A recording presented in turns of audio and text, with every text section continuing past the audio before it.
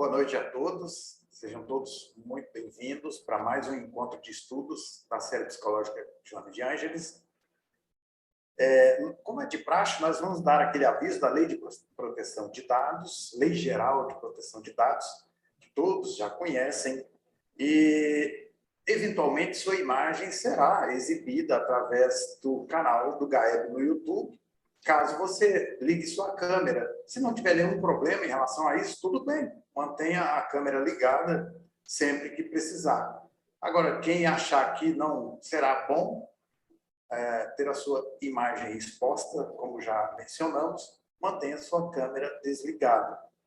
E agora, antes da gente começar, nós vamos dar apenas alguns pequenos lembretes rapidinhos sobre as atividades presenciais do GAEB. Quase todas já estão em pleno funcionamento. As palestras públicas, na segunda e na quarta, às 20 horas, palestra, fluidificação das águas e o passe. Na segunda-feira tem também, às 18h30, o passe para as crianças. E, é claro, para os seus acompanhantes também. Durante a semana, as palestras diurnas também já estão funcionando. Na terça, pela manhã, às 10 horas, com o mesmo formato: prece, palestra, passe e fluidificação das águas. Na quinta-feira, de novo, às 15 horas, aí já é no período vespertino. E a campanha Irmã Sheila, aos domingos, às 18h45, é quinzenal. Tá? Aí, quem quiser participar, é só entrar em contato com a Gislene, com a Abigail, e também pelo site do GAEP. Bom, gente, tendo dado esses pequenos avisos, só mais um que eu ia me esquecendo, que é a produção de vídeos do GAEB. Nós temos vídeos aí que têm conteúdos evangélico-doutrinários interessantes para as nossas reflexões diárias, os contos e histórias da Doris, são muitas histórias muito interessantes.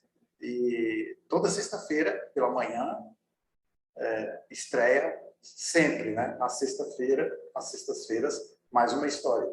Portanto, semanal. E também tem o programa Psicológicas com Joana de Ângeles, cujos editores o Eurípides Barbosa, esse colega aí do lado, e nós outros. E a gente sempre traz alguma reflexão em torno da psicologia espírita de Joana de Ângeles. Muito interessante para quem quer aprofundar e buscar estímulo para a leitura das obras. Bem, agora nós vamos fazer a nossa prece de abertura. Vamos unir os nossos pensamentos um pouco de forma mais estreita agora, procurando relaxar um pouquinho, para melhorar o nosso foco, fechando os olhos, quem se sentir à vontade para isso. E pensemos em Jesus. Roguemos a Ele, o Mestre querido, o amigo incondicional de nossas almas, que nos ampare nesses momentos, nos dando a receptividade necessária para a presença dos benfeitores amigos que vêm nos inspirar, nos instruir, nos proteger e trazer os conteúdos que vamos abordar esta noite, reflexões breves, de forma ainda que superficial, que elas nos estimulem a compulsar as obras e aprofundar em solo, aprofundar nos conteúdos trazidos pela benfeitora Joana de Ângeles, que tem por objetivo nos iluminar a essência do ser imortal que somos. Com profunda gratidão e reconhecimento, sobretudo a Deus, o nosso Pai, pedimos a participação e a proteção dos amigos dos planos superiores da vida, para que possamos prosseguir com os estudos desta noite, rendendo a Deus graças. E o tema da noite, gente, é significado do ser integral, cuja primeira parte vai ficar a cargo do Eurípides, para quem a gente passa a palavra de imediato. Eurípides, É com você. Obrigado, Lelis. Boa noite a todos, então, mais uma vez, né? Como o Lelis falou, esse 11º encontro virtual intitula-se Significado do Ser Integral. Eu vou desenvolver com vocês o primeiro item, são 3 itens, bases para a autorrealização, eu vou desenvolver com vocês, e os 2 seguintes, o Lelis vai desenvolver, que são conquistas que planificam e lições de vida. De onde vim? Para onde eu vou? O que estou fazendo aqui? Estou certo de meus objetivos e sonhos? Essas e outras perguntas muitas vezes nos rodeiam quando buscamos um significado para as nossas vidas. Almejamos vivenciar uma experiência realizadora no mundo, estabelecer conexões internas e externas, sem esquecer de satisfazer até nossas necessidades mais simples. Jung entendia a individuação, a autorrealização, como um processo que significava tornar-se um ser único, alcançar uma singularidade, né, uma particularidade profunda, tornando-nos o nosso próprio si mesmo. Quem realmente somos e seremos no final é o self, o espírito eterno que somos. No processo de individuação, autorrealização, vamos, pouco a pouco, nos desligando dos complexos, dos papéis que representamos, do que os outros exigem de nós, para sermos o si mesmo, a essência eterna, o espírito. Abraham Maslow, que desencarnou em 1970, foi um psicólogo norte-americano conhecido pela teoria da hierarquia das necessidades humanas, ou a pirâmide de Maslow. Foi um psicólogo de referência na psicologia humanista. Um outro destaque da psicologia humanista foi Carl Rogers, né? Autor daquele belíssimo livro, Tornar-se Pessoa, que nós indicamos a vocês para lerem. Maslow considerou as pessoas como atuantes em seu próprio desenvolvimento, por meio da escolha da criatividade e da autorrealização. A teoria das necessidades humanas, desenvolvida por ele, busca separar de forma hierárquica as diferentes necessidades que os seres humanos têm. Esse modelo, gente, compreende 5 categorias de necessidades humanas, conforme imagem à direita aí no slide de vocês, tá? São as necessidades fisiológicas ou básicas, de segurança, de afeto ou social, estima ou autoestima, e as de autorrealização. Na pirâmide que representa essa teoria, a base, como vocês estão vendo aí, é formada pelas necessidades mais básicas, relacionadas com o quê? Com a sobrevivência. E o topo, pelos desejos de autorrealização. Ou seja, na visão do nobre estudioso, as pessoas somente se interessariam pelas conquistas das necessidades mais elevadas após terem as baixas, né, as fisiológicas, satisfeitas, conforme corrobora Joana de Ângeles no livro Triunfo Pessoal, no capítulo 11. Mas, afinal, o que é autorrealização? Ela nada mais é que uma necessidade de crescimento, um desejo de nos tornarmos mais e mais o que somos em essência, para nos tornarmos tudo o que somos capazes de ser. Isso inclui a realização, aproveitar todo o nosso potencial e relacioná-lo com a necessidade de autonomia, independência e o autocontrole. Mas esse, gente, é um processo lento, de confrontação com a nossa sombra, de encurtamento do eixo ego-self, de equilíbrio das nossas polaridades. Diríamos ainda que a individuação, a autorrealização, é um processo de diferenciação psicológica, tendo como objetivo o desenvolvimento da personalidade individual. Ela possui dois aspectos básicos, que são o processo interno e subjetivo de integração e o igualmente indispensável processo de relacionamento objetivo. E Joana de Ângelis, no livro Vida, Desafios, Soluções, no capítulo 5, irá nos dizer: Jesus, o mais notável psicoterapeuta que a humanidade conheceu, afirmou: vós sois deuses e podeis fazer tudo quanto faço, e muito mais, se quiserdes. Essa assertiva do Cristo, gente, trata-se de uma proposta desafio para seres amadurecidos psicologicamente, capazes de ambicionar o além do habitual e que estão dispostos a consegui-lo. Para lograr o êxito nesse tentame, é necessário possuir o quê? Autoconfiança e fé. Essa certeza coerente que existe entre o desejar e o poder realizar, saindo do mesmismo perturbador, das ambições exclusivamente de natureza material imediatas.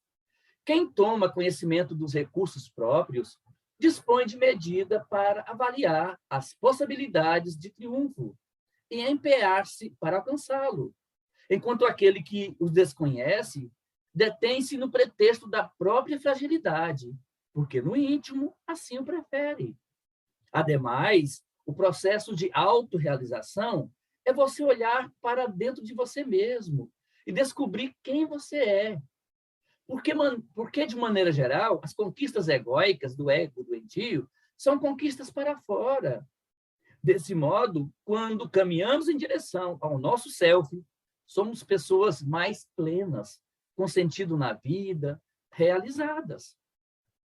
E Joana de Ângelis, no livro ainda Vida, Desafios e Soluções, irá nos dizer: o ser existencial tem o significado relevante, que necessita ser detectado e utilizado com segurança. Os seus alicerces repousam nas camadas profundas do inconsciente, as experiências do passado, e nas possibilidades imensas do seu superconsciente, as conquistas que ele cumpre lograr, debatendo-se nas reminiscências do ontem e nas ambições do futuro.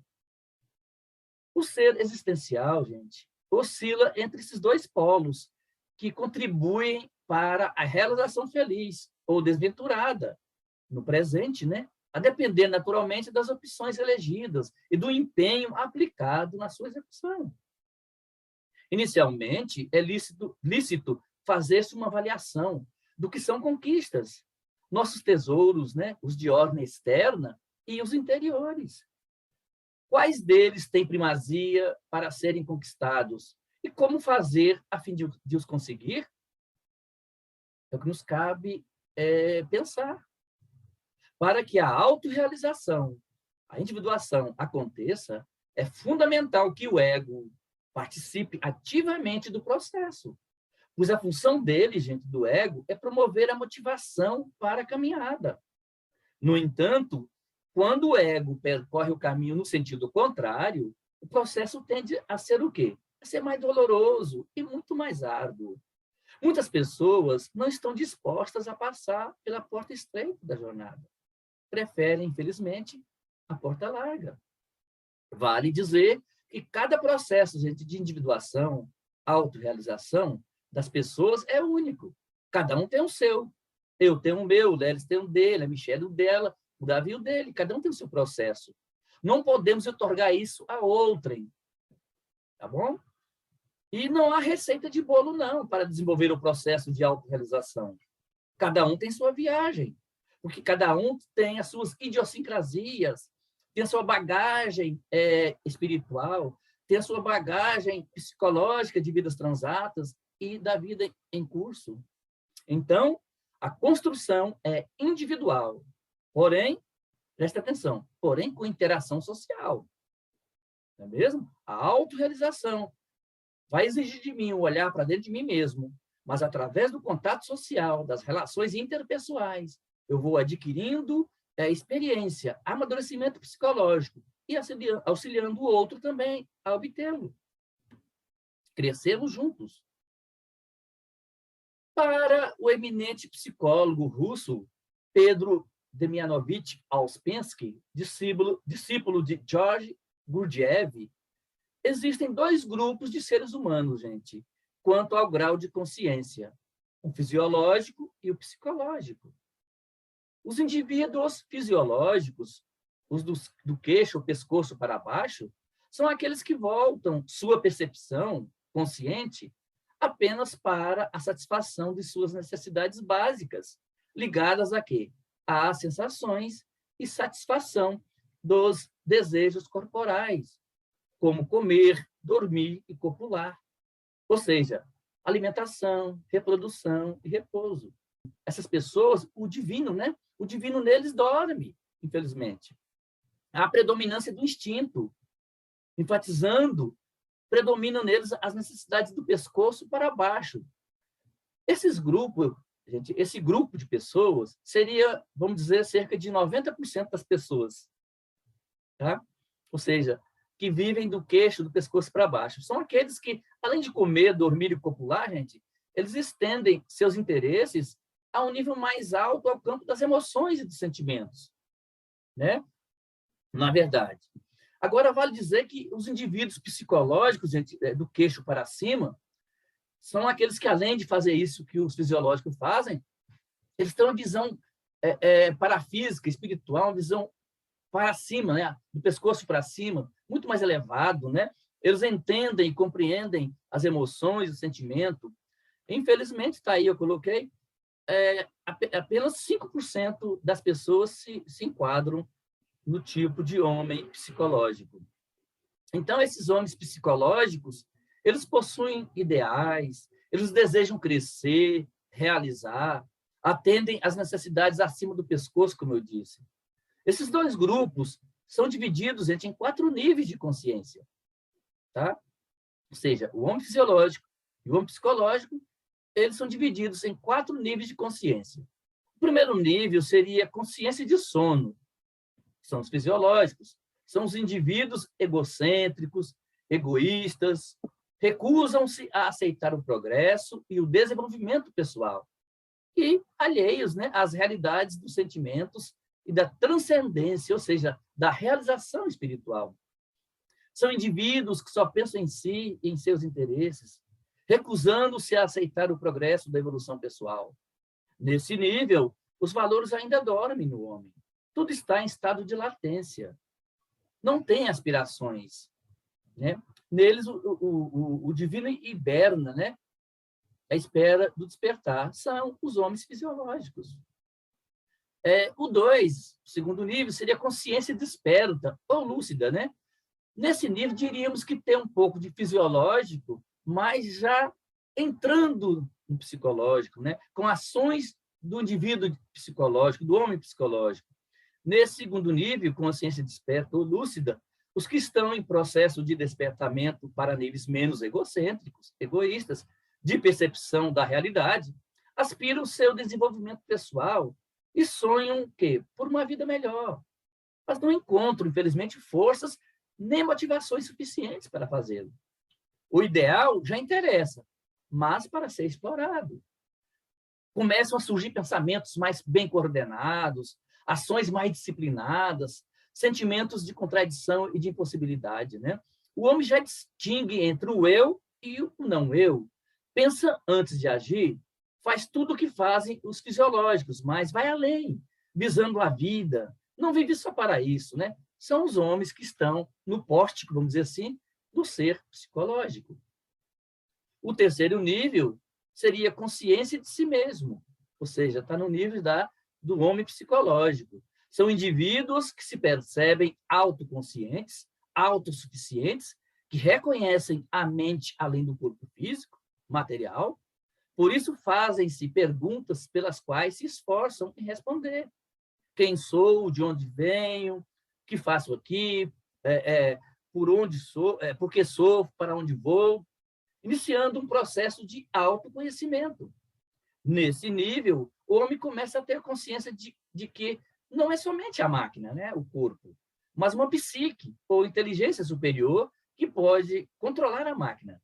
O ser usa a razão em benefício da vida. Ele anela pelo ideal e busca o êxtase. É quando projeta a vida no que faz, já desfruta da intuição. E o quarto nível, segundo Pedro Ouspensky, é o de consciência objetiva ou cósmica.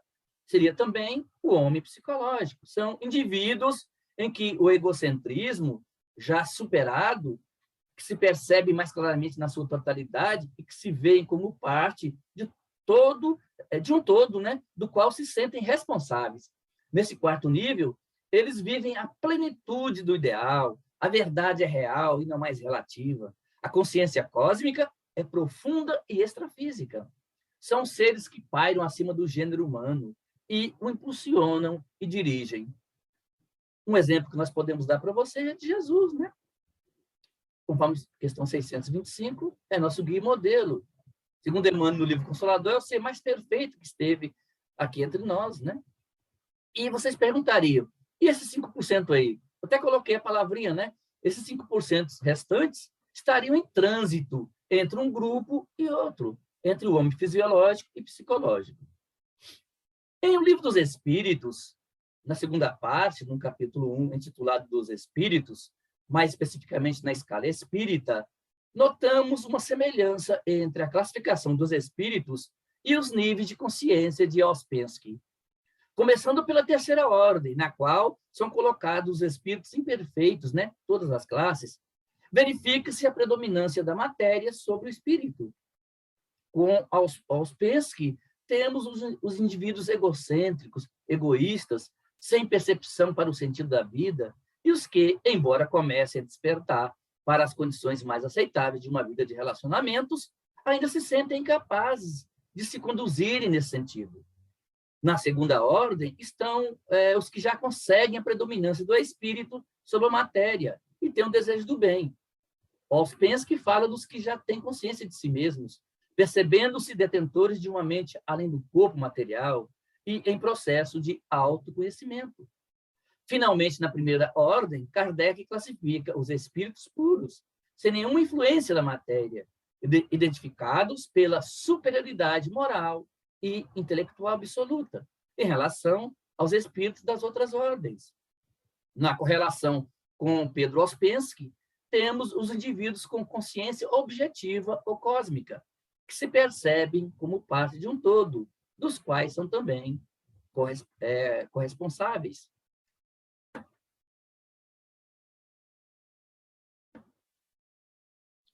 E Joana irá nos dizer, ainda nesse capítulo 5,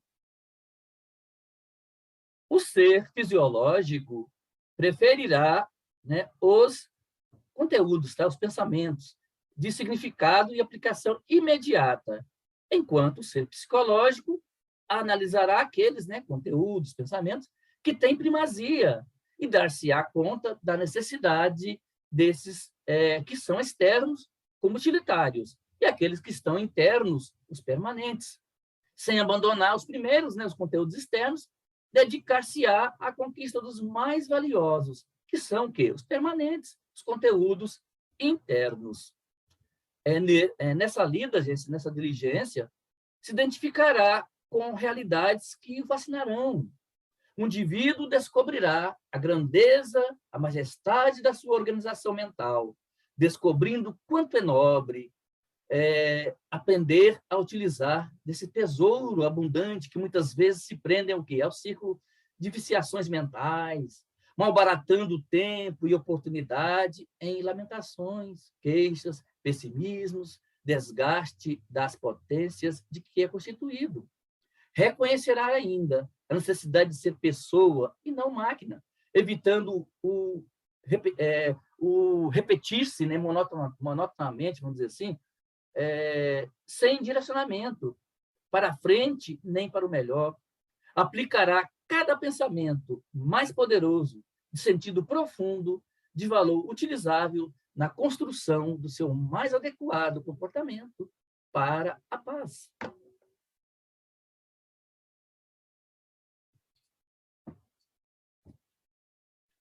E Joana de Ângeles irá nos dizer ainda: a pessoa, né, eliminará aqueles pensamentos que são perturbadores e podem ser substituídos a miúde, fomentando um clima psíquico de saúde com respostas orgânicas de bem-estar. Daí, gente, devermos higienizarmos-nos mentalmente. Nós temos uma energia chamada energia mental. Pensamento é energia poderosa e atuante, né? Nos fala o Espírito de Emmanuel, lá no livro Roteiro. Pensamentos corretos são a base da saúde integral. Pensamentos negativos terminam por minar as nossas resistências espirituais e fisiológicas. Mas, atenção, viu? Você é o que se fez através do pensamento e será, a partir de agora, o que vier a pensar insistentemente. Meditemos nisso.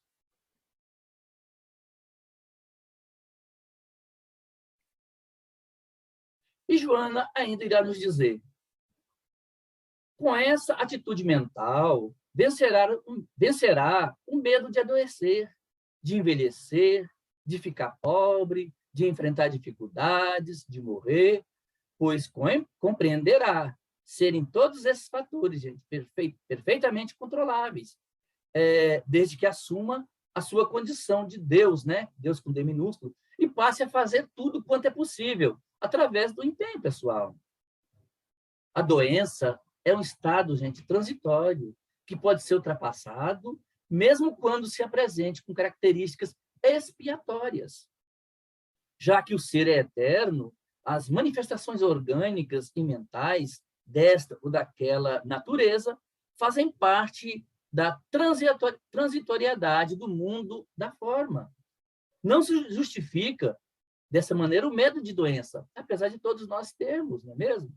Devido ao nosso grau evolutivo ainda, nós não temos condições ainda de vencer esse medo, mas é o que deveríamos tentar fazer. O envelhecimento, por outro lado, não deve inspirar, gente, qualquer tipo de receio, porquanto a beleza de cada fase da existência corporal encontra-se na atitude interior, de quem observa o mundo exterior.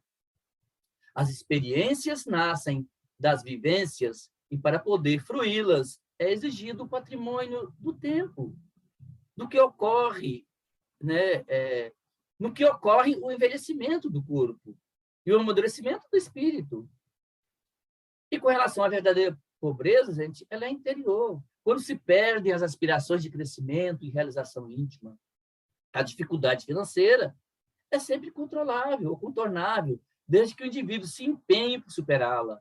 E o trabalho é, assim, fonte geradora de recursos externos, enquanto internamente aprimora o sentido da vida. Os verdadeiros pobres perderam a razão de viver e entregam-se funestamente aos prazeres perturbadores, aos gozos desgastantes, aos jogos da ilusão cansativa. E a morte, a grande devoradora da vida, desmistifica-se e já não inspira qualquer receio, porque ela faz parte do processo existencial. Ninguém morre. A morte nada mais é do que uma transição, né? Uma renovação necessária. Tomba o corpo e nós continuamos em pé, de pé, com o nosso corpo perispiritual, parecido com aquele que se foi. As moléculas que compõem o nosso corpo físico vão se transformar em novos organismos, em novos seres, e nós continuamos de pé, com as nossas idiosincrasias, com as aquisições morais, espirituais e intelectuais adquiridas. Então, o processo de envelhecimento, por ser portador de muita beleza, é lento, biologicamente bem elaborado, proporcionando o tesouro da sabedoria em forma de discernimento lúcido, propiciador de harmonia íntima e de autoentrega após o ciclo da existência física. O ato de aprender a amar tudo quanto se faz, a realizar bem tudo quanto se gosta, a repartir com todos as alegrias e esperanças da vida, em triunfo, dá significado pleno ao ser existencial, que agora pode fazer tudo quanto Jesus realizou, identificando-se com Deus. Enquanto isso, o ser fisiológico está desfrutando das regalias das sensações, emaranhando-se no cipoal das paixões, até ser despertado pelos choques do progresso evolutivo. Porque a evolução, caros irmãos e queridas irmãs, é inexorável. Querendo ou não, estamos evoluindo. É igual o processo de individuação ou de autorrealização. Queremos ou não, estamos autorrealizando-nos, estamos evolvendo-nos. Que podem, né, esse processo evolutivo, ser as dores, né, que nos faz crescer, as preocupações profundas, né, as amargas decepções que muitas vezes nós temos, ou os maravilhosos apelos do amor, pela beleza, pela necessidade de harmonia e de paz. É indispensável, portanto, estar acordado, desperto para a realidade do ser, consciente das suas responsabilidades e objetivos reais, nos desafios existenciais, encontrando todos os significados e desenvolvendo-se. É por isso que estamos aqui na nossa jornada, a jornada heróica da alma de cada um de nós. Por que e como acontece o nosso lapidar? O diamante, gente, vocês estão vendo aí à minha direita, né? É o material mais duro que se tem na natureza. Se tiver um outro, depois vocês me falam. A sua lapidação, gente, se dá através de muitos processos. Dependendo do tamanho da pedra, o trabalho de lapidação pode durar mais de 1 ano. Para o seu lapidar, para o seu lapidar, né, de cada um de nós, a pessoa tem que fazer o quê? Vamos, então, eu elenquei aí à minha esquerda. Se antepor à sombra, ou seja, consciência desperta para identificar e lidar com os aspectos negativos da nossa personalidade. Eliminar projeções negativas. Fazendo o quê? Fazendo uma reciclagem no inconsciente, conforme já nos falou Joana de Ângeles. O outro, reconhecer o ser emocional que somos. Somos seres emocionais com muitas faces, gente. São características com muitas faces, né? Possui um diamante, não é mesmo? Nós também possuímos muitas faces como o diamante. As nossas personas com as quais nos identificamos e nos mostramos na sociedade onde estamos inseridos são diversas. Então, nós temos que reconhecer que somos seres emocionais e tentar, através desse reconhecimento, aproveitar das emoções negativas como aprendizado para o nosso crescimento. E coloquei, por último, relacionamentos. Um diamante precisa ser lapidado por outro diamante. Então, o esforço pela perfeição, gente, é válido. Nós temos que lembrar, vale dizer, que, tal qual o diamante, nós precisamos do outro. Nós precisamos do contato social. Isolados, nós estiolamos. Nós temos que evolver, que crescer, volvendo o olhar para dentro de nós mesmos, mas também através das relações interpessoais. Então, o esforço pela perfeição, pela aquisição da autorrealização é válido, porque se antepõe à sombra, elimina, né, projeções negativas, estabelece pilotis de harmonia, contribuindo para o bem-estar do indivíduo em qualquer situação que lhe surja, conforme nos diz Joana de Ângeles, no livro Jesus e o Evangelho à luz da psicologia profunda. Portanto, a partir disso, trabalhemos para a nossa autorrealização, para a realização pessoal de cada um de nós. Esse é o objetivo da nossa reencarnação. Encerro aqui, então, a minha participação. Ninguém quer comentar? Todo mundo está pensando profundamente, né, Lelis? Está desligado seu microfone, Lelis. Todo mundo refletindo. Eu quero comentar. Davi, você está com a palavra. Meus irmãos, deixa eu ver como é que está a situação aqui. Nós vemos que toda essa estrutura do ser, né, ela é bem ampla e complexa, né? Você vê que nós só estamos aí no na pontinha do iceberg, né? Na pontinha do iceberg. Então, eu acredito assim que quando queremos realmente fazer esse aprofundamento, né, do ser, desse entendimento mais profundo, e eu falo isso com os meus estudantes, né, de onde viemos, né, o que realmente nós estamos fazendo aqui, né, daqui para onde vamos, para dar essa pegada, né, de sentido da vida, né. Então, a vida tem os seus complexos, né. Mas estava lendo a mensagem aí de Joana de Ângeles, que enquanto o ego passa a ter, né, ter isso, ter aquilo outro, o ser simplesmente é. Na verdade, não precisaríamos de tantos bens materiais, né? Tantos bens materiais e esse apego excessivo a eles, né? O que demonstra também a condição de uma afetação direta aos recursos do planeta, né? Então, a preocupação realmente passa a ser muito grande, inclusive pela própria sobrevivência do ser hoje no planeta Terra, né? Por tudo isso que está acontecendo hoje, né? É uma preocupação imensa, né? A questão das mudanças climáticas, né? A questão da gente poder deixar de pensar um pouquinho na gente, como diz aí o texto, né? Deixar um pouquinho de pensar na gente e pensar no todo, no outro ser, né? Na pirâmide de Maslow, né? E buscar essa integralidade, né? E que não é fácil, porque sabemos que estamos aí, não justifica o que eu vou falar, gente, não justifica, mas a gente se pega, né?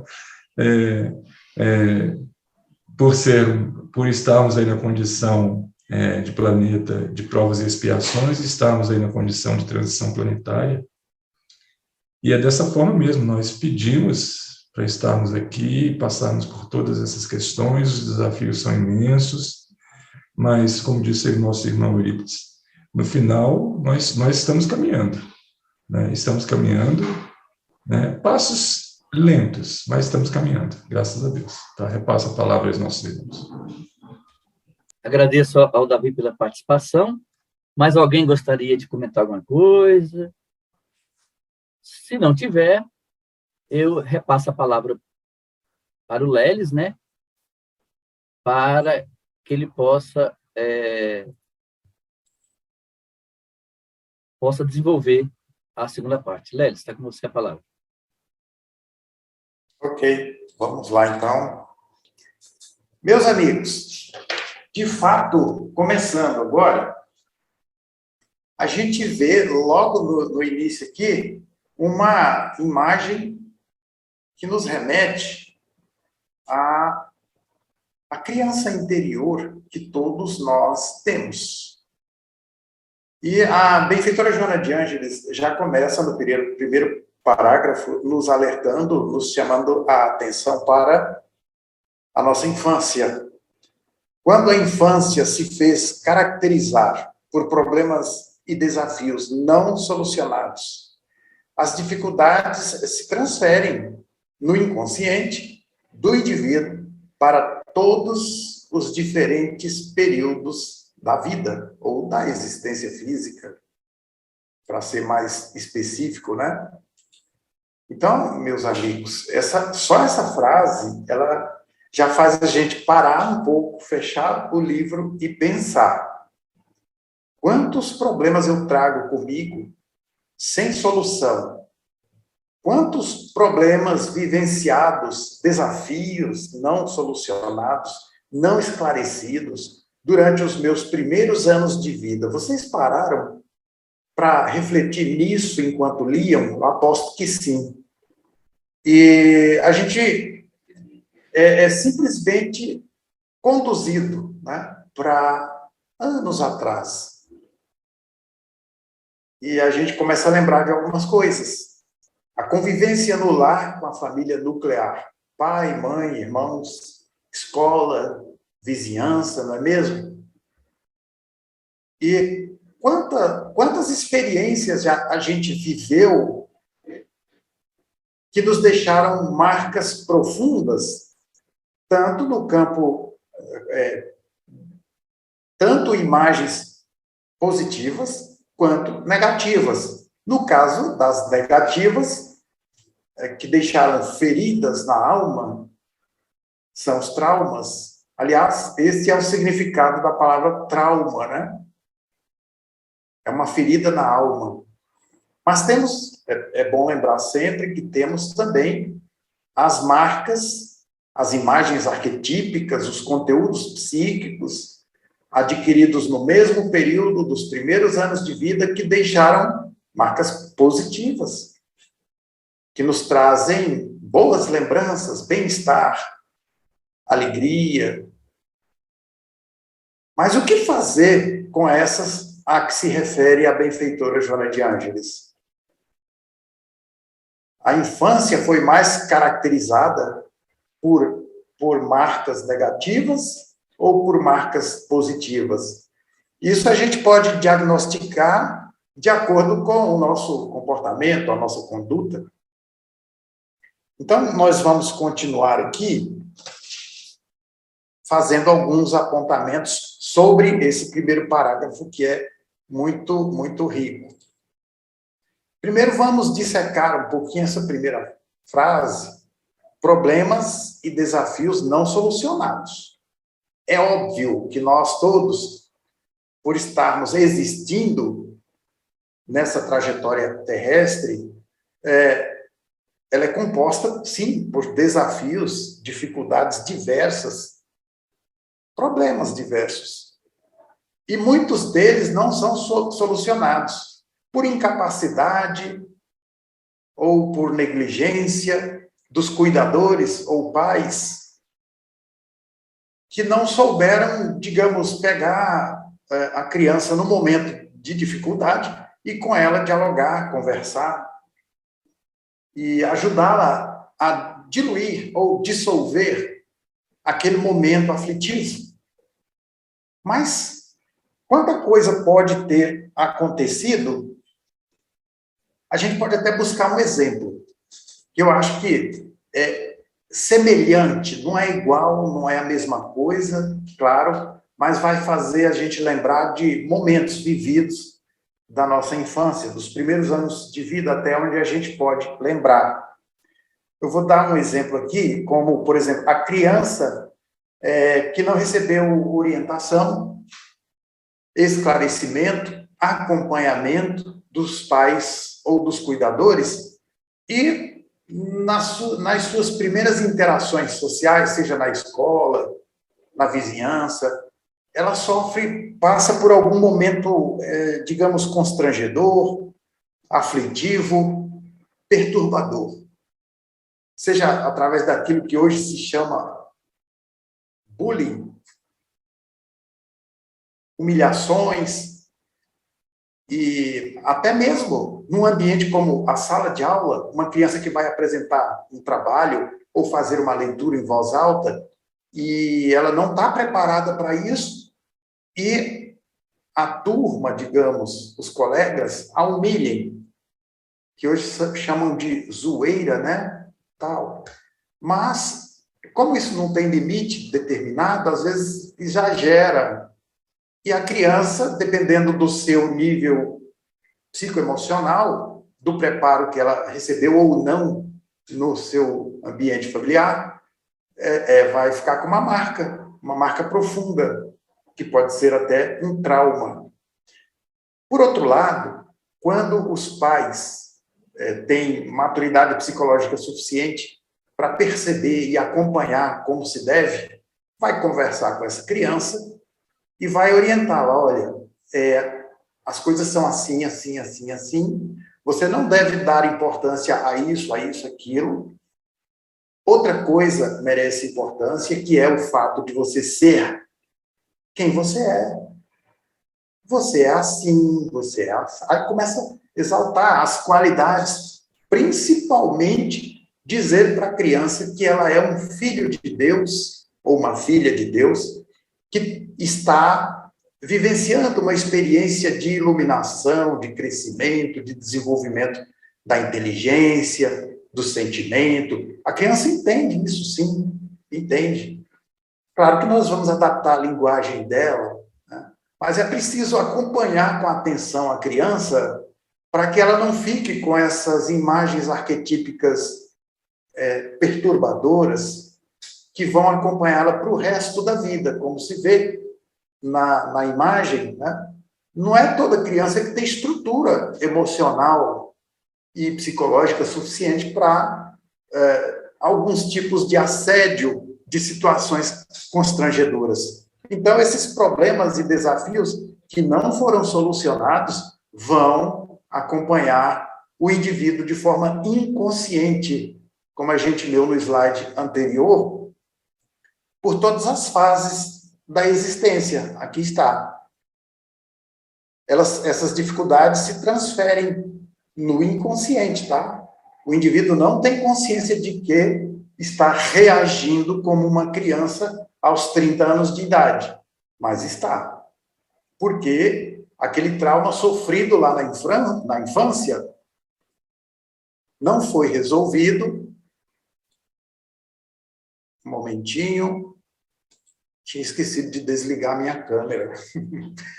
Então, como não foi diluído, solucionado com a ajuda de um adulto, de um cuidador, de um orientador, então a criança ficou com aquela marca, aquela ferida na alma, e foi levando consigo. E é bom a gente lembrar que essas situações perturbadoras, traumáticas, elas são transferidas da consciência para a mente subconsciente, e ali fica por algum tempo, aguardando solução.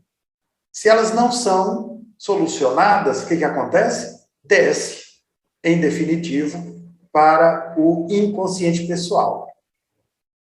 E isso, o inconsciente pessoal, é o alicerce da conduta, do comportamento de cada indivíduo. É o que determina como vamos nos comportar, como vamos nos conduzir pela vida, especialmente nas nossas relações interpessoais. E agora, a gente repetiu aqui, tá? Mas vamos lá. As dificuldades se transferem no inconsciente do indivíduo, é o que a gente acabou de falar. Eu falei sem mostrar o texto, mas é o que eu disse, tá? Esses conteúdos que, naquele momento traumático, eles são absorvidos pela consciência, depois, em seguida, eles vão para a mente subconsciente, ou para o subconsciente, e ali ficam aguardando. Muitas vezes parece que o indivíduo, a criança, esqueceu, mas, ao longo de um dia, 2 dias, uma semana, se alguém percebe e chama a criança para uma conversa, ela vai se lembrar com nitidez da ocorrência. Ainda está em tempo. Mas, quanto mais o tempo passar, esse conteúdo vai sendo eliminado do campo da consciência primeiro, depois do subconsciente, e vai para o inconsciente profundo, inconsciente pessoal. E aí, depois, só com a regressão, com tratamento hipnoterápico, com um especialista, né, psicoterapeuta, que vai utilizar métodos terapêuticos adequados para ajudar o indivíduo na correção de alguma conduta anômala.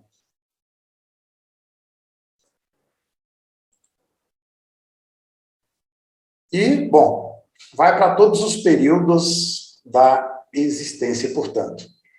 Gente, a criança, todos nós, no período da infância, nós somos imitadores. E somos, como diz a benfeitora Joana de Ângeles, imitadores por excelência. Tudo que os adultos fazem, que é interessante para a criança, ela vai repetindo. Ela simplesmente repete. E isso não é premeditado, é uma aptidão da criança, uma aptidão natural, e não é o que a gente diz para a criança que vai fazer parte das suas, digamos, escolhas e da sua formação, da sua aprendizagem, é o que a gente vive, pensa e sente. É isso que a criança absorve. Quando a criança tem ali, desde a gestação, todo um carinho, aquela satisfação dos pais de estarem grávidos, seremos pais, estamos felizes, essa emoção positiva, esse bem-estar, é absorvido pelo reencarnante. Na linguagem espírita, nós estamos num ambiente espírita, então a gente pode falar abertamente do espírito reencarnante.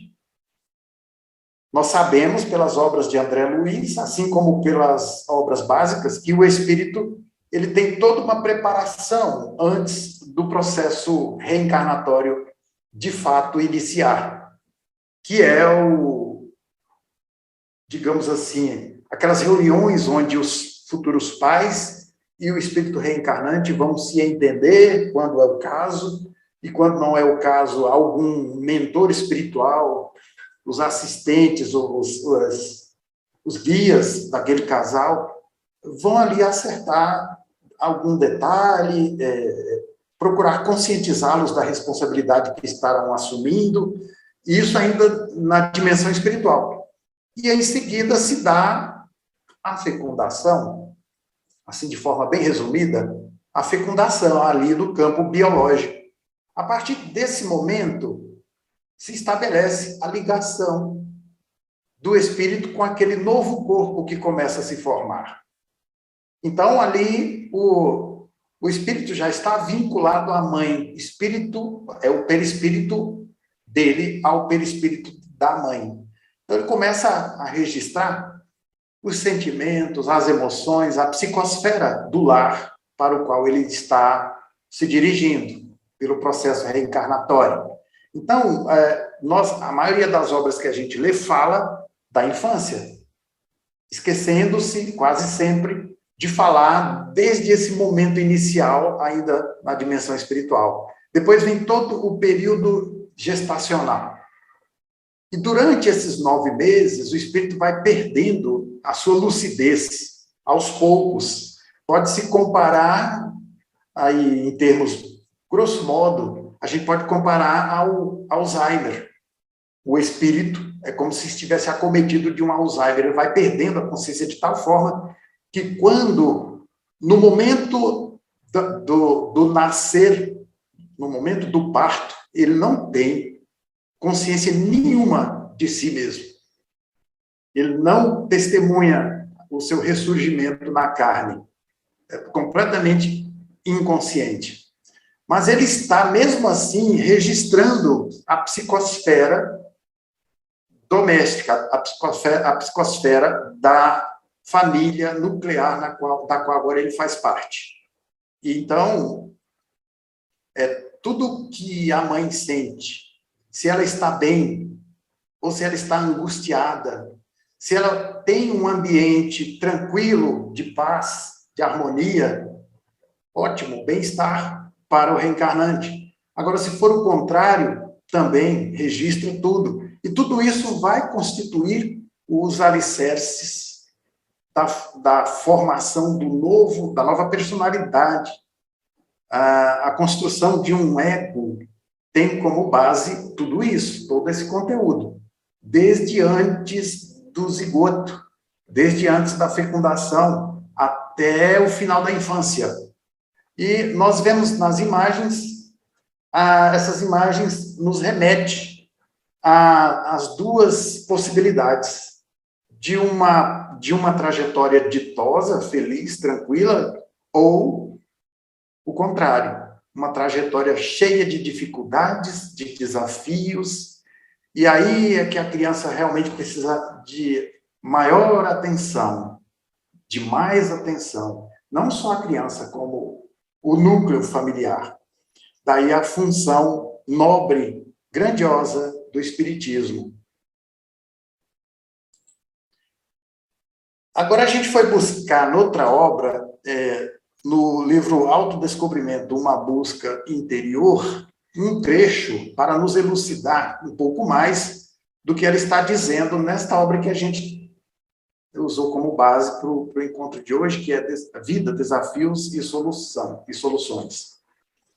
Ela diz lá: atemorizada, a criança, pelas recompensas e pelos castigos, ao libertar-se da sujeição dos pais ou educadores severos, permanece presa às regalias como ao medo das punições divinas, perdendo a própria identidade, confundindo-se, vítima permanente de infundada consciência de culpa, quando não a tem obnubilada temporariamente pela presunção, pela prepotência. Olha aí os resultados, olha os resultados do que a gente acabou de discorrer até o presente momento.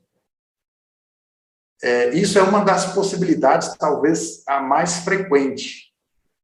Aquelas broncas que a gente conhece, onde os pais dizem: olha, não faz isso que é feio, Deus castiga, você vai para o inferno. Aí a criança já cresce com aquelas crenças dogmáticas, mais prejudiciais do que educativas. Então, tudo que ela faz, já desde a juventude, ela está condicionada, portanto, a fazer desde que haja alguma recompensa. E a não fazer com medo do castigo. É um condicionamento, não é uma educação. É só um condicionamento que, diga-se de passagem, a astúcia que a gente estudou no encontro passado vai encontrar meios de burlar. Só um momentinho, por favor.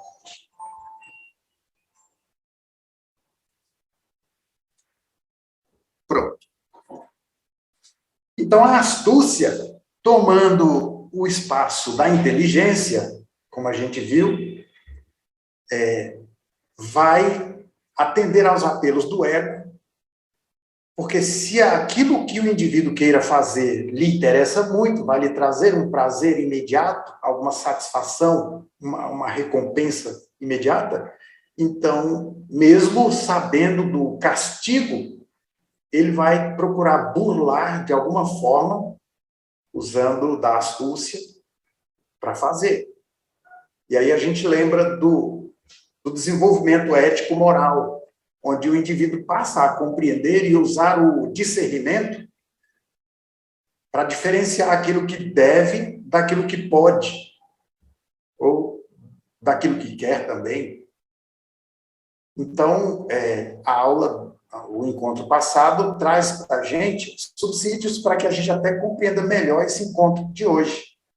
O indivíduo só vai ter um discernimento bem estruturado se ele tiver essa assistência a que nos referimos há pouco. Na ausência dela, essa assistência moral, afetiva, se ela não existe, é como a benfeitora disse aí nesse texto que vocês estão lendo. Perde a própria identidade, confundindo-se, e vítima permanente de infundada consciência de culpa, quando não a tem obnubilada temporariamente pela presunção ou pela prepotência. Dependendo dos conteúdos do inconsciente profundo, os atavismos que o indivíduo traz consigo de experiências transatas, experiências passadas, existências anteriores, dependendo desse conteúdo, ele vai ser ou um ou outro, né? Presunçoso, prepotente, ou sempre com aquele complexo de culpa, sempre dizendo assim mesmo, realmente eu não presto, eu não sirvo para nada, e, enfim, sempre naquela trajetória da autopunição. É uma coisa ou outra, portanto. Então, vamos prosseguir.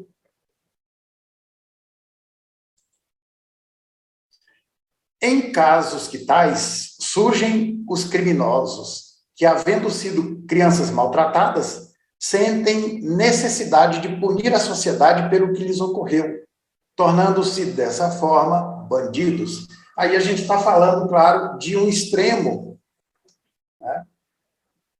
Porque, como a criança tem aquela habilidade da imitação, e se ela não tem uma estrutura intelecto-moral e ético-moral já herdada de si mesmo, de experiências passadas, ela vem para essa prova de estar entre pessoas que poderão estimulá-la a esse destino infeliz, e cabe a ela, ao espírito reencarnante, resistir, utilizando-se dos seus valores já conquistados.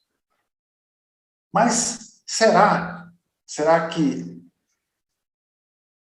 depende, né? Vamos subir aqui um pouquinho para a gente voltar no texto da benfeitora. Aqui.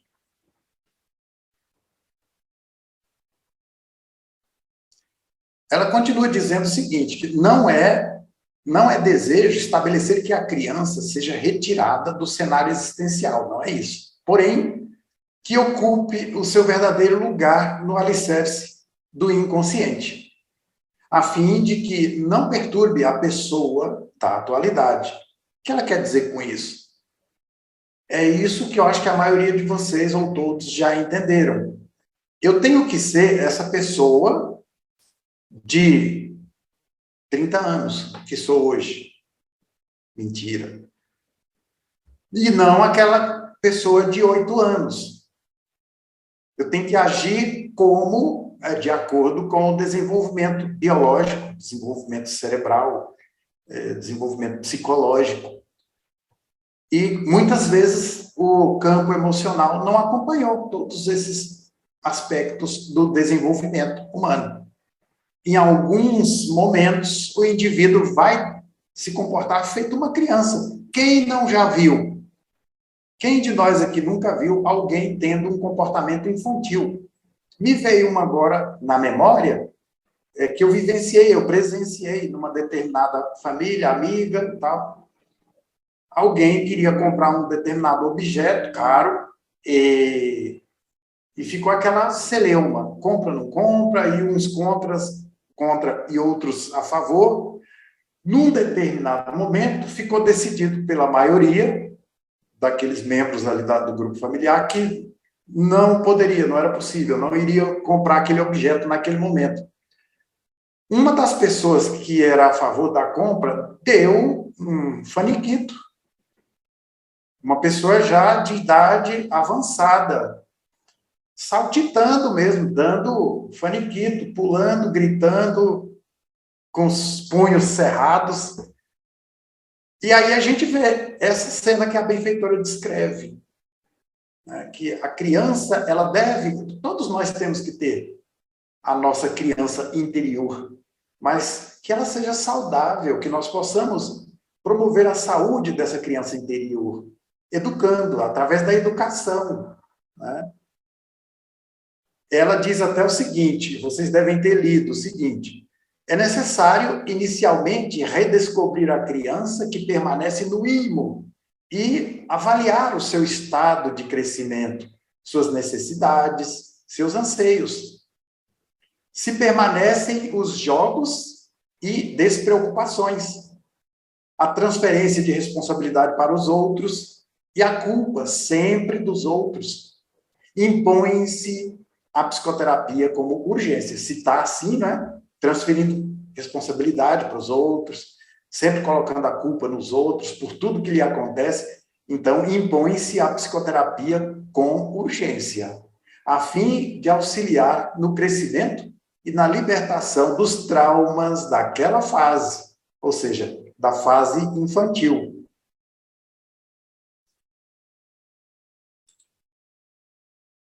Aí, a gente antecipou um pouco, vamos pular.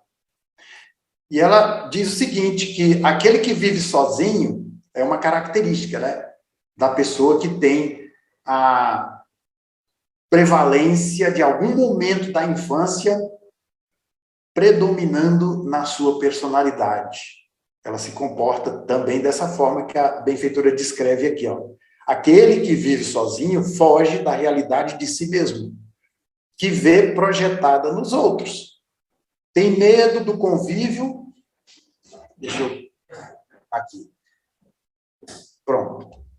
Tem medo do convívio com os demais, porque não sabe transitar senão nos seus domínios, onde impõe a sua vontade e realiza os seus desejos, sem o sentimento de reparti-los ou, por sua vez, de compartilhar as experiências alheias. É o que Eurípides falou agora há pouco. Nós somos seres gregários. E se nós nos conduzimos pela existência terrena dessa forma, interagindo com os outros de forma equilibrada, harmoniosa, então a nossa criança interior está bem. Mas, se é assim, nos isolando, não quero contato com pessoas. Não, detesto, eu prefiro conviver com o meu cachorro. E por aí vai, né? A gente escuta essas coisas. Então, há uma ferida ali que precisa ser curada, que precisa ser medicada, digamos assim, entre aspas. É preciso o processo psicoterapêutico para ajudar essa pessoa a resolver essa questão da criança interior que está ali. É uma imagem arquetípica perturbadora, limitante, que está tirando a harmonia, né? A oportunidade da interação, dos relacionamentos interpessoais, que são extremamente necessários e saudáveis para qualquer um de nós. Então, se a gente não tem disposição, se o indivíduo não tem disposição para compartilhar das experiências alheias, as pessoas estão procurando o indivíduo para contar alguma coisa, para interagir, para fazer amizade, e o indivíduo está se recusando a isso, tem algo errado, né? Ele também não busca, é o que ela está dizendo, ele não busca, ele se isola. Agora a gente vai dar um saltinho aqui para falar da felicidade, de uma vida equilibrada, de uma existência razoavelmente harmoniosa, feliz. Essa felicidade real, independe daquilo que se tem. Meus títulos, meus extratos, meus bitcoins, minha frota, né? Frota aquática e rodoviária, tá? E aérea também. E o guarda-roupa, títulos acadêmicos, tudo bem.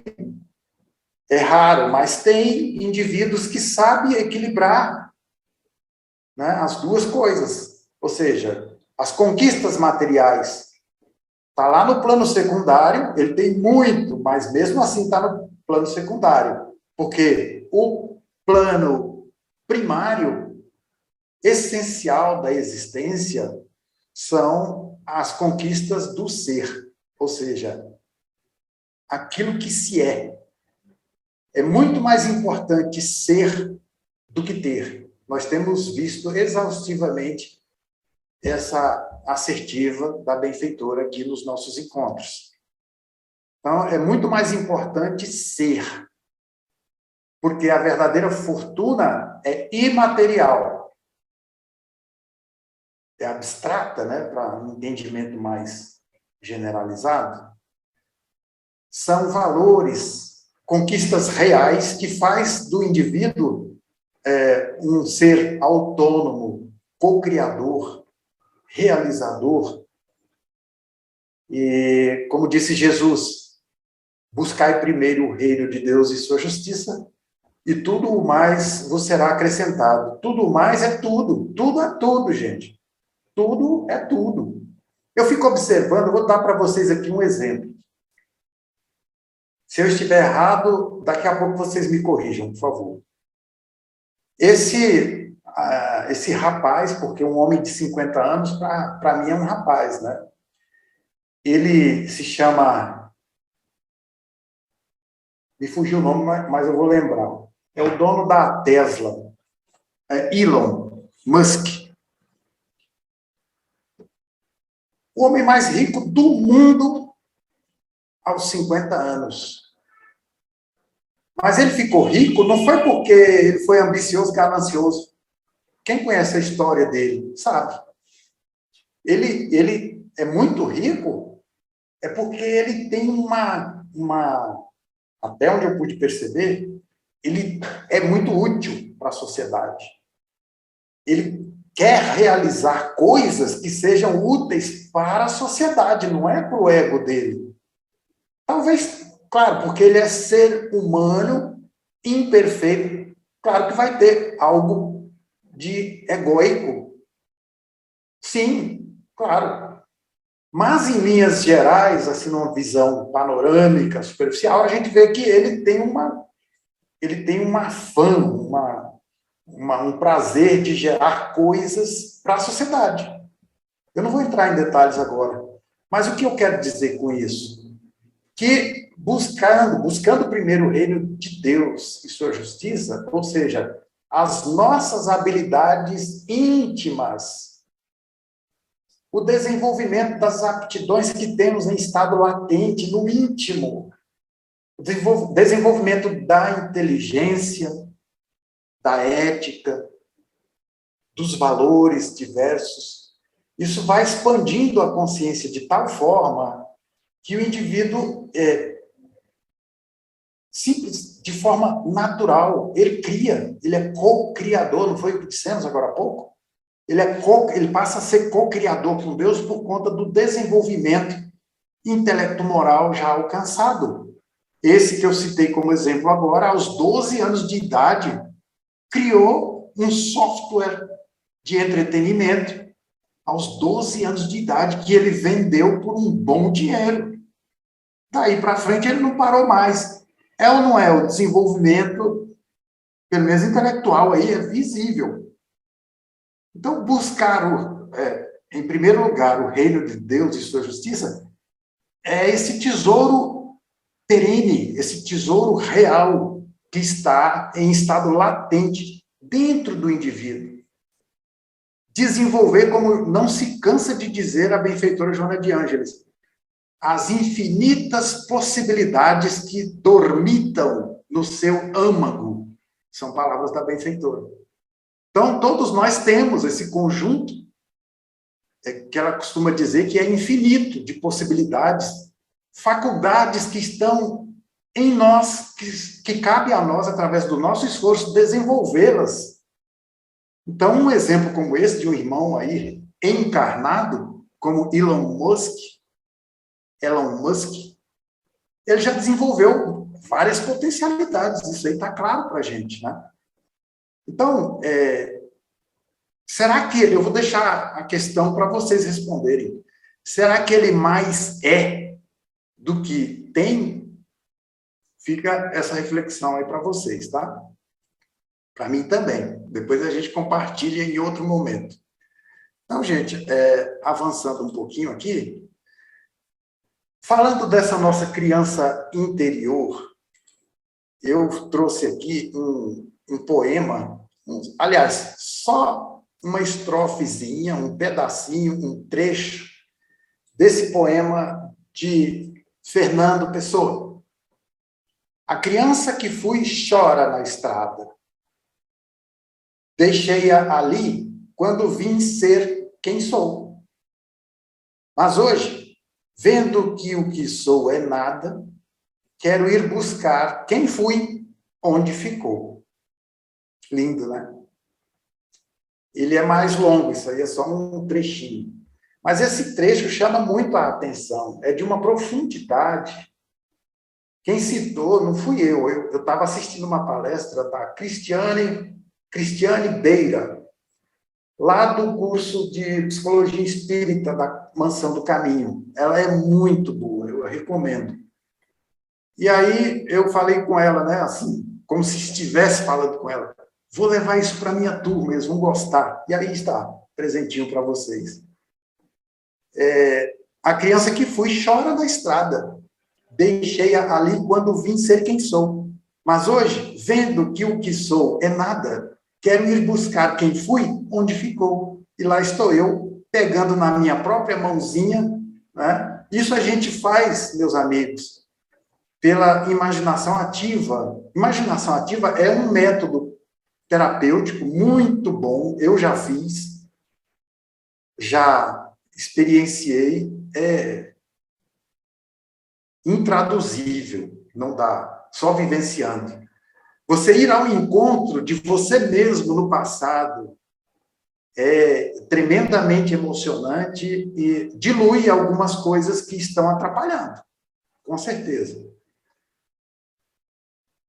Só para constar.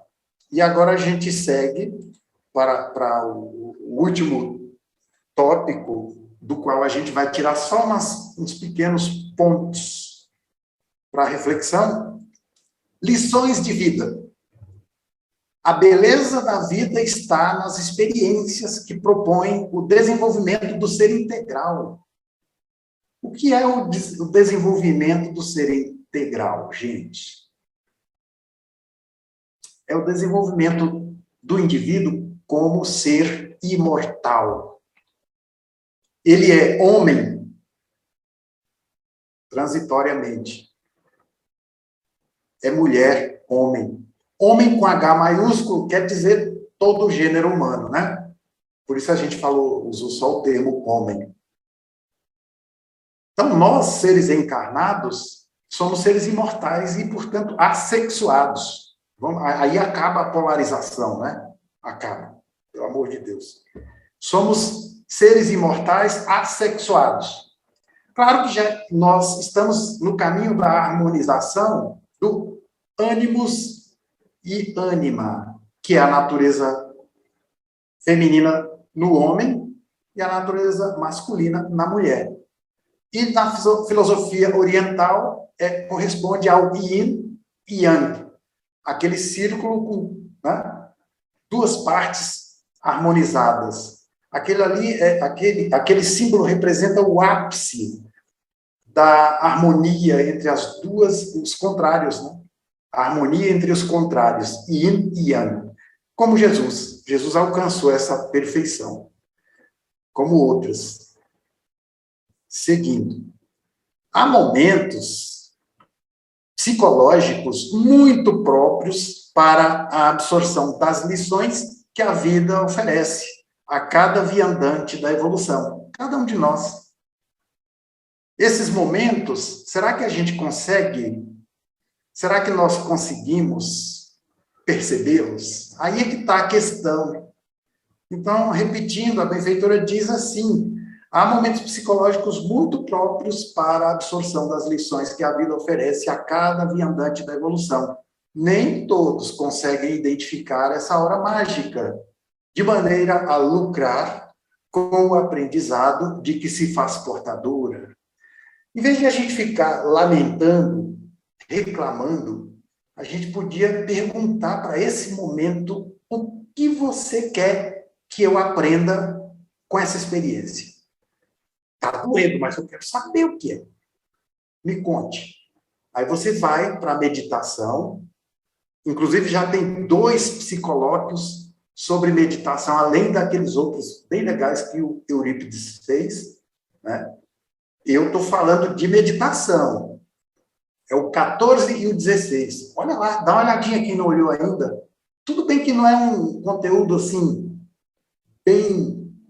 O conteúdo é ótimo, mas quem o coloca ali ainda está aprendendo e está indo bem, obrigado. A gente, um dia, daqui a alguns milênios, a gente chega num nível de qualidade ótimo. Mas, por enquanto, é o que tem para hoje. O que importa é que aquele conteúdo ali é da benfeitora Joana de Ângeles, nos ensinando a aproveitar melhor esses momentos e nos tornarmos capazes de identificar essa hora mágica, né? Esses momentos psicológicos muito próprios para a absorção das lições que a vida nos traz. E aí ela traz alguns exemplos. Luís XIV, que se celebrizou como Rei Sol em França, recebeu uma denúncia de que se tramava contra o trono. O delator foi encarregado de trazer-lhe uma lista de suspeitos que deveriam ser condenados à morte por crime contra sua majestade. Apresentada a lista, estavam assinalados por uma cruz aqueles que conspiravam contra o monarca. Vendo a relação, o rei, tomado de espanto, teria declarado: não os posso condenar, não os posso condenar, porquanto estão marcados pelo instrumento com que mataram o inocente. E a todos perdoou. Então, o Eurípides falou lá na primeira parte dos níveis de consciência, não é isso? Esse rei aí, não obstante a consciência de sono governante, dele como governante, que se mostrava assim indiferente quanto ao futuro do trono e do seu povo, porque ele tinha o hábito, né, de declarar que após ele viesse o dilúvio, quer dizer, que tudo acabasse, né? Acabou ele, depois dele, nada mais. Assim se entregando a toda ordem de prazeres e abusos, aquele hedonismo exacerbado, né? Viver todo tipo de prazer, tudo que lhe desse recompensa imediata. Enfim, ele mesmo assim percebeu, ele foi tocado. A benfeitora diz que certamente o medo de ser injusto, de passar para a história, a grande julgadora dos acontecimentos de todos os tempos, né, a história, bem como dos seus promotores, os promotores da história, que o classificaria como um ser ignóbil. Isso, essa ideia fez com que ele mudasse o plano funesto e pensasse no inocente, Jesus. E, claro que ali, nas pessoas que ele estaria condenando à morte, ele viu Jesus. Aí estaria repetindo, né, o que aconteceu com Jesus, e ele se tocou, apesar da sua consciência de sono ainda. E outro exemplo bastante interessante que nós queremos trazer para finalizar é o desse senhorzinho que vocês estão vendo aí, o velho sábio. O que aconteceu foi o seguinte: narra antigo Koan que o príncipe chinês orgulhava-se de sua coleção de porcelana, de rara com antiga procedência, constituída por 12 pratos assinalados por grande beleza artística e decorativa. Certo dia, o seu zelador, em momento infeliz, deixou que se quebrasse uma das peças. Tomando conhecimento do desastre e possuído pela fúria, o príncipe condenou à morte o dedicado servidor, que fora vítima de uma circunstância fortuita. A notícia tomou conta do império e, às vésperas da execução do desafortunado servidor, apresentou-se um sábio, bastante idoso, que se comprometeu a devolver a ordem à coleção. Emocionado, o príncipe reuniu sua corte e aceitou a oferenda do venerando ancião. Este solicitou que fossem colocados todos os pratos restantes, o ancião solicitou que se colocasse todos os pratos restantes sobre uma toalha de alvinitente linho, bordada cuidadosamente. E os pedaços daquele que quebrou, da preciosa porcelana, fossem espalhados em volta da mesa, onde estariam os outros sobre a toalha de linho. Então, atenderam a solicitação. E o sábio acercou-se da mesa e, num gesto inesperado, puxou a toalha com as porcelanas preciosas, atirando-as bruscamente sobre o piso de mármore, arrebentando-as todas. Ante o estupor que tomou conta do soberano e da sua corte, muito sereno o sábio, muito sereno, disse: aí estão, Senhor, todos iguais, conforme prometi. Agora estão todos iguais. Agora podeis mandar matar-me, desde que essas porcelanas valem mais do que as vidas, e considerando-se que sou idoso e já vivi além do que deveria, sacrifico-me em benefício dos que irão morrer no futuro, quando cada uma dessas peças forem quebradas. Assim, com a minha existência, pretendo salvar 12 vidas, já que elas, diante desses objetos, nada valem. E aí a benfeitora nos traz esses belíssimos exemplos para a nossa reflexão, mas ela nos alerta que para conseguir esse estado e aprender as lições da vida, o candidato se deve trabalhar interiormente, educar-se, já que, através desse valioso contributo, modifica-se e aprimora-se, liberando-se dos atavismos perniciosos e dos fatores degenerativos que lhe remanescem. E o que são atavismos mesmo? A nossa herança, herança de nós mesmos. Quantos erros repetidos ao longo de séculos estão depositados no inconsciente pessoal, dos quais a gente precisa de grande esforço para nos livrarmos. Então, ela está aí dando a dica, né, para conseguirmos esse estado e aprender as lições da vida. É preciso um mergulho para dentro. Por isso, nós colocamos lá no título, aí eu vou fazer propaganda de novo, né? Lá do Psicológicos, número 16. Visita ou invade o desconhecido país da tua mente. Quer dizer, faça uma visita a você mesmo e procure encontrar lá o que precisa de transformação urgente, imediata, para o seu próprio bem-estar. Me incluindo, é claro, estou falando comigo também, tá certo? E aqui a gente finaliza para que vocês possam participar. É a hora, a melhor hora, o melhor momento agora é quando vocês falam. Vamos lá. Vou fazer um comentário rapidinho da primeira parte, Certo. na questão do bullying, porque antigamente, na nossa época, não era. Hoje em dia, devido às novas... a política de hoje, né? Tudo virou pecado, virou crime. Antigamente, eu tinha um amigo gordo, chamava de gorda, de baleia, não ofendia. Hoje, você já vai numa lei determinada que te reprime e você não pode falar. Antigamente, tinha aquelas brincadeiras que a gente fazia, ou faísca, ou fumaça, não sei o quê, não era bullying. Mas o que eu queria chamar a atenção não é para isso exatamente. É que eu vi um zap, uma reportagem, alguma coisa, quando uma pessoa errava, que você tocou nesse assunto, das crianças que eram apontadas com dedos, se sentiam diminuídas, se carregavam aquele trauma o resto da vida, era uma tribo, não sei, africana, eu acho, ou indiana, não tenho certeza, indígena. Qualquer um desses aí, se alguém lembrar, depois complementa e procura. E eles colocavam essa pessoa no centro de uma roda e todo mundo elogiava, falava alguma coisa de boa que ela tinha feito, para aquele único ato errado que ela fez não pesasse mais do que toda a bondade que ela trazia na vida, dentro do coração dela. Beleza. E aí eu queria chamar a atenção para esse ponto, porque a gente se pega muito do lado negativo. E essa que é uma lição bonita, não é divulgada assim, as pessoas não conhecem, não comentam, principalmente não agem. Então, o que eu acho interessante é essa questão, que ela ficava lá 2 ou 3 dias ali, não saía. E cada hora vinha um e falava todo o bem que ela fez, todo o bem que ela era, a potencialidade que ela tinha de crescer, e que aquele bem não anulava ela. Tinha sido um erro, aconteceu. Acontece com todo mundo, mas não acabava com a pessoa que ela era.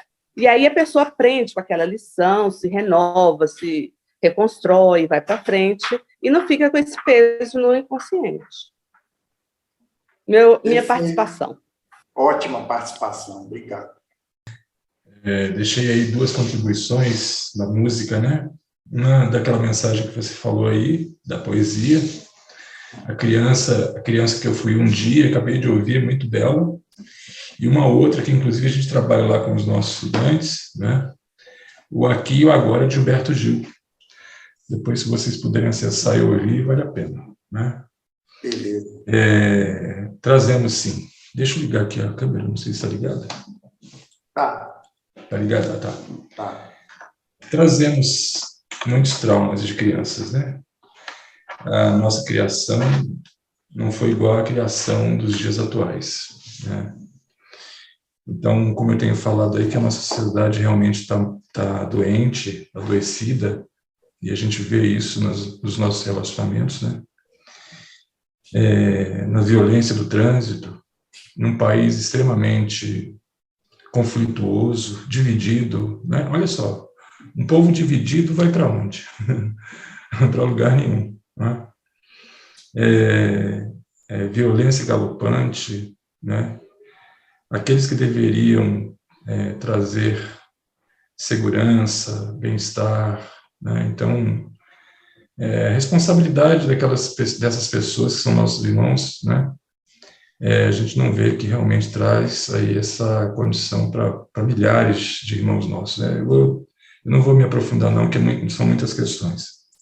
Mas só para a gente ter uma ideia do grau de violência no Brasil, todos os anos morrem, né, desencarnam no nosso país, mais de 133 mil pessoas. Isso ninguém comenta, né? Então, nós vivenciamos uma guerra, né? Uma guerra em que a vida do ser humano ela foi colocada aí, né, na mira, não é só na condição atual, não, e nos anteriores também, né, nos governos anteriores. E a gente vê uma dívida, né, uma dívida imensa daqueles que estão no poder e da sociedade que ainda não despertou, né, para a condição de controle, do controle social, né, da transparência absoluta, de todas as questões. Bom, essa jornada ela é espinhosa, ela é lenta, né, ela é gradativa, e a gente vê os reflexos disso dentro de uma escola, viu, gente? A gente vê o reflexo de tudo isso aí, da sociedade que a gente tem dentro de uma escola, principalmente agora na pós-pandemia, né, estudantes que desrespeitam os professores, desrespeitam os colegas e acham natural, acham tremendamente natural, né, o que a gente vivencia todos os dias. E aí, como é que a gente lida com essas questões, né? Com tudo aquilo, com essa bagagem que a gente já tem, de experiência, né? Para a gente poder melhorar a nossa sociedade, né? Como disse aí o nosso irmão, né, no início, né, o Eurípides, falando do amor de Jesus, né, que é um dos pontos focais de toda ação, né, que a gente vem a fazer aqui no planeta Terra, e que, diante desse compromisso, né, nós até recuamos, né, porque é muito compromisso, né? É muito compromisso. Mas, mesmo assim, os desafios estão aí abertos, né? Nós temos que enfrentar essas questões dentro de nós, dentro de todos nós, né? Para transformar a nós primeiro, né? Nos transformarmos, né? Em seres plenos, porque realmente a condição da sociedade, que é o reflexo daquilo que nós ainda não fazemos, né? Está aí posto. Então, que realmente possamos aí trabalhar mais nesse sentido. E depois que eu iniciei o curso, meus irmãos, eu vou confidenciar aqui para vocês, viu? A gente tem recebido umas pancadas no dia a dia. A gente tem recebido umas pancadas, não é pouco, não. Não é pouco. E a gente, me arrepio todinho sem falar. E quando a gente faz a associação de quando nós iniciamos mesmo essa jornada, né, para esse despertar, né, que muitas das vezes para muitos é agoniante, né, agonizante, e para outros passa a ser assim, uma coisa leve, né, uma coisa mais luminosa, vamos colocar assim, né? É como se a gente tivesse saído da escuridão para perceber a luz. E a gente tem passado realmente uns perrengues, viu, meus irmãos? Não é fácil, não. Não é fácil. E quando a gente faz essa associação, quando a gente iniciou o curso, né, então aí é que notamos realmente que nós temos aí é que permanecer nessa jornada sim, e o caminho é esse, com todas essas dificuldades, mas que o amor, né, de Jesus Cristo prevalecerá. Né? Então, estejamos imbuídos, né, e investidos desse sentimento, né, e continuemos a caminhar nessa jornada, e nós não estamos sozinhos. Tá? Muito obrigado aí, repasso aí para os nossos irmãos. Valeu, Davi. Obrigado. Mais alguém?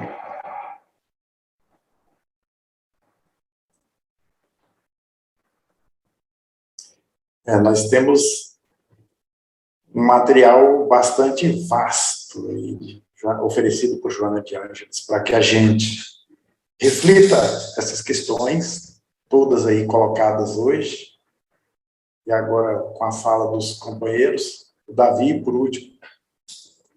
É isso mesmo, Davi. A gente mexe no vespeiro. Eu já tive essa sensação várias vezes, de ter mexido no vespeiro.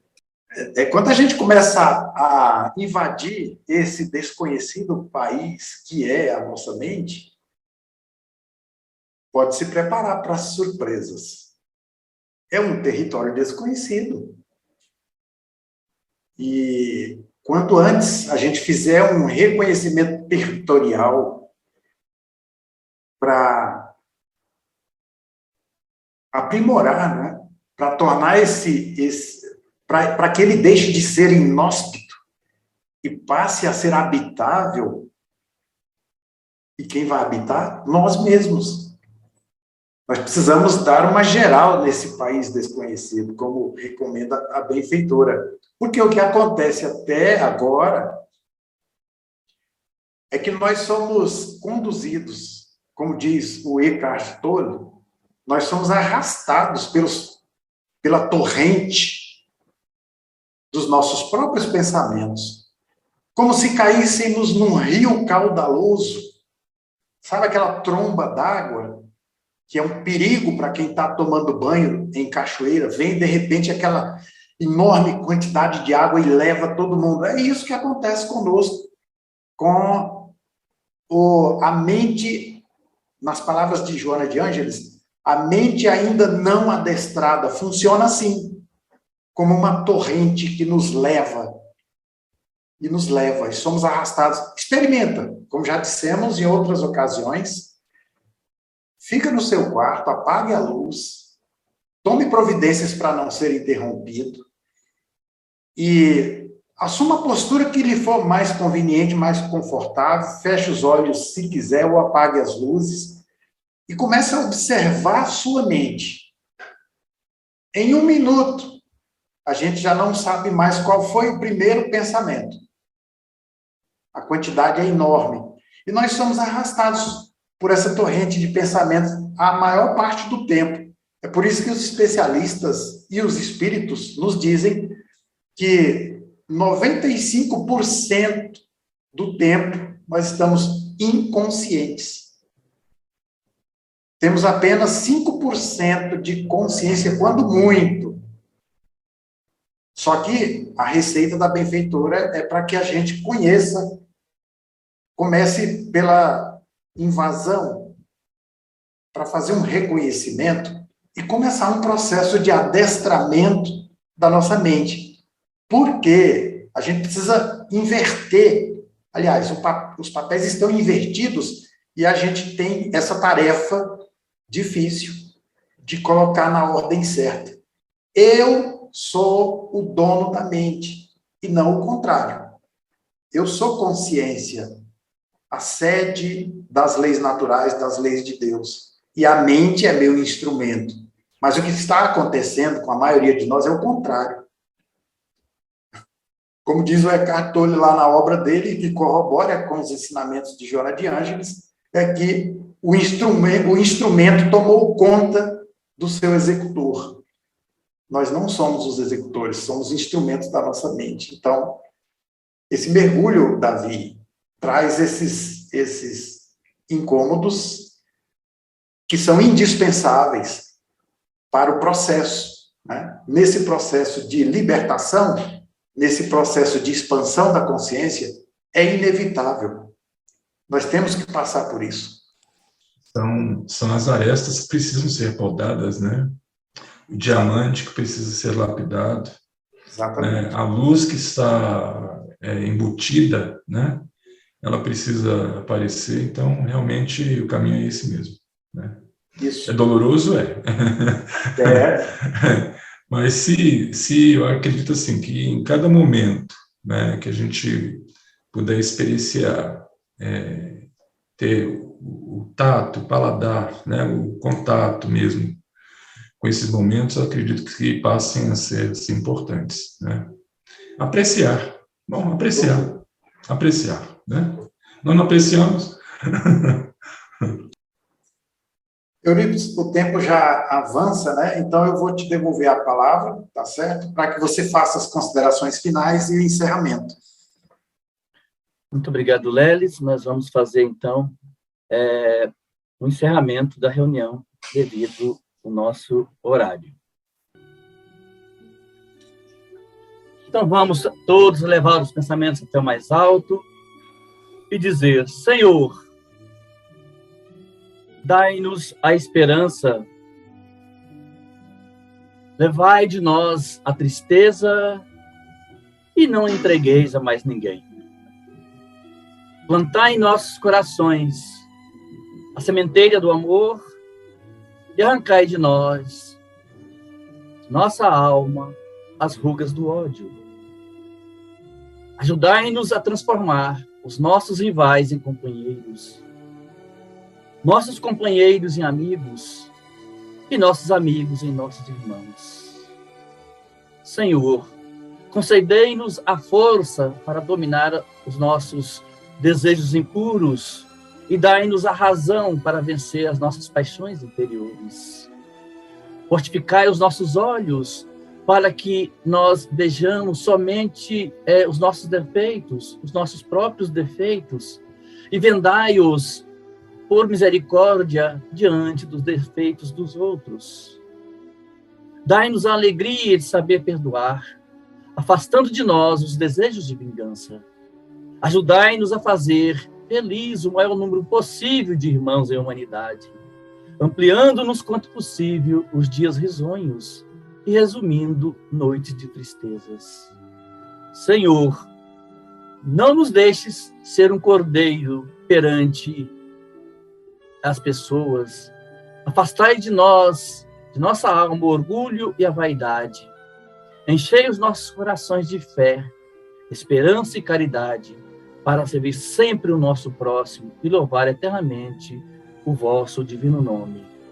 Que todos quantos estejam aqui em nosso curso hoje possam receber os alimentos curadores advindos dos laboratórios celestiais, dos espíritos mensageiros do Cristo, dos espíritos de luz, e que esses alimentos possam penetrar as nossas células físicas e perispirituais, levando equilíbrio e reequilíbrio aos nossos aparelhos e sistemas. Que tenhamos um final de semana tranquilo e reparador, e que na próxima semana possamos novamente nos encontrar para juntos estudarmos os ensinamentos da mentora Joana de Ângeles. E assim, então, caros irmãos e queridas irmãs, em nome de Jesus, nosso Mestre, dos bons espíritos, mas principalmente de Deus, nosso Pai, é que declaramos por encerrada a nossa reunião de estudos da noite de hoje, rendendo graças a Deus. E que assim seja.